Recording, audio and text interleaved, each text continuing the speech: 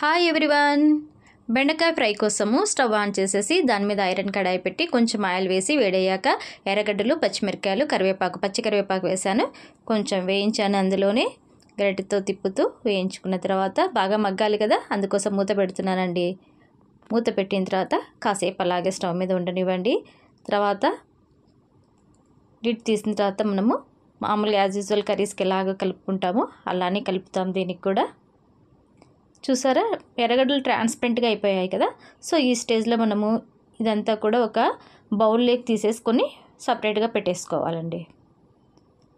బౌల్లోకి తీసి పెట్టుకున్నాక అగైన్ అదే కడాయిలోకి కొంచెం ఆయిల్ వేసేసి ఆ ఆయిల్ వేడైన తర్వాత బెండకాయలు కట్ చేసుకున్నవి వేసుకోవాలి.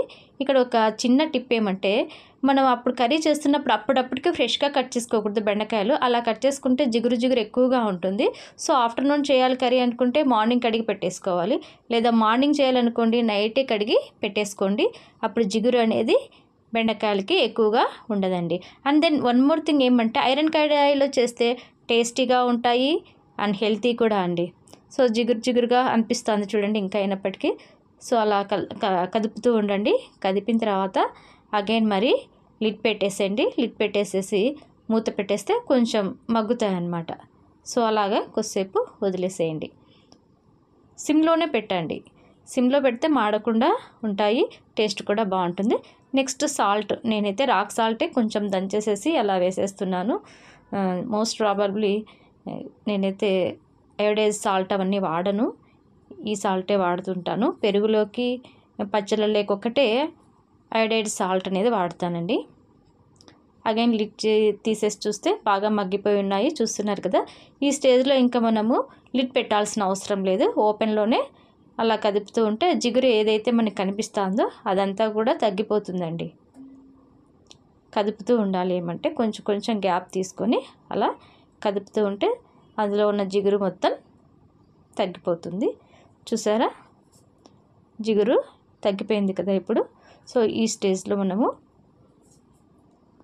ఇంకా కొంచెం జిగురు ఉంది, ఆ జిగురు పోయేదాకా అలానే కదుపుతూ ఉండండి.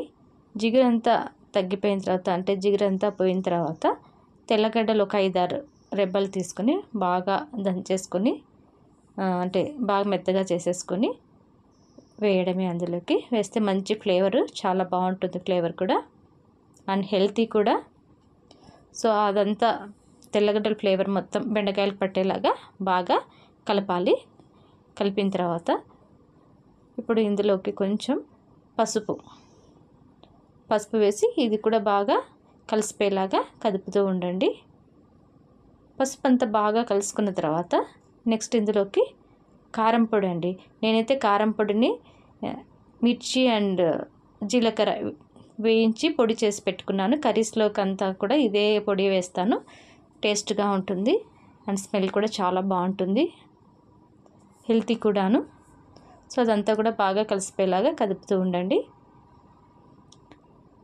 చూసారా, బాగా కలిసిపోయింది కదా. ఇప్పుడు మనం పక్కన బౌల్లో తీసి పెట్టుకున్న ఎర్రగడ్డలు, పచ్చిమిరపకాయలు ఉన్నాయి కదా, అది ఇందులో కలిపేయడమేనండి. బాగా కలిపేసేసి అగైన్ మరి ఇప్పుడు మనము మూత పెట్టేసి కాసేపు మగ్గనివ్వాలన్నమాట. అలా మగ్గనిస్తే ఫ్లేవర్ అంతా బాగా తీసుకుంటుంది, బాగా టేస్టీగా కూడా ఉంటుందన్నమాట. చూసారా, బెండకాయ fry is ready to eat and serve. Thank you for watching. Please like, share and subscribe. Bye bye.